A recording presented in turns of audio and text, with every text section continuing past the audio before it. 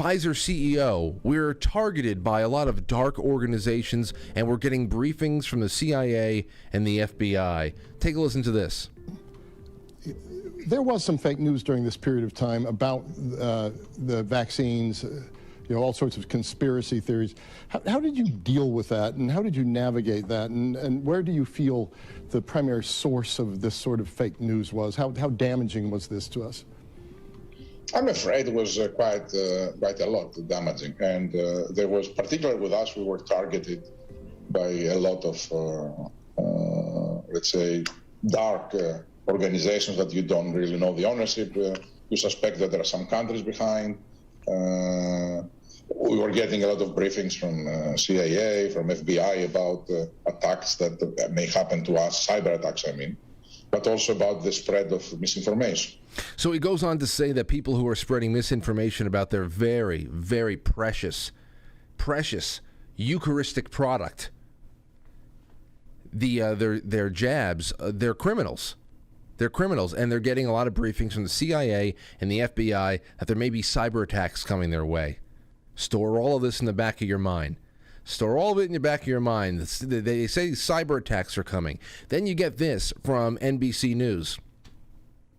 Domestic extremists pushing violence against Congress, school, and health officials, DHS bulletin says. A new DHS anti-terror bulletin also noted how both foreign Islamic terrorists and domestic extremists want to exploit the U.S. exit from Afghanistan.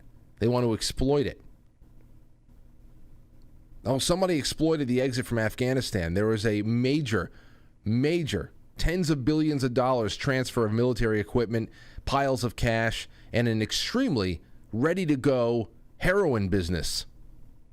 Very lucrative, ready-to-go, turnkey heroin business.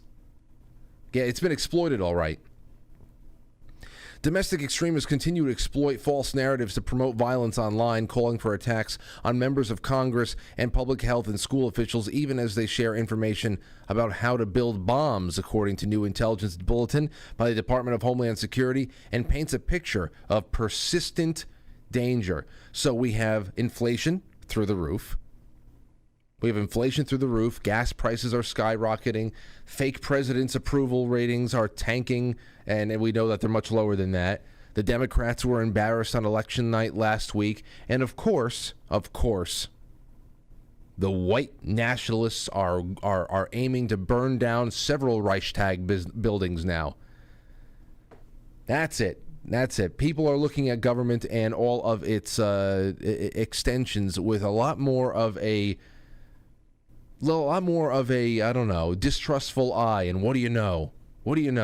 There is this movement. Whenever there is momentum against them, there's always, we've been stabbed.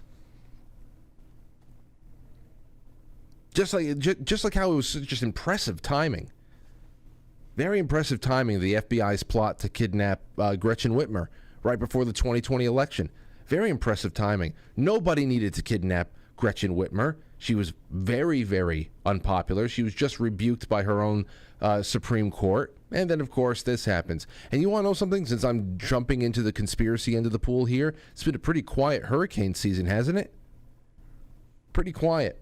I guess they already have enough problems on their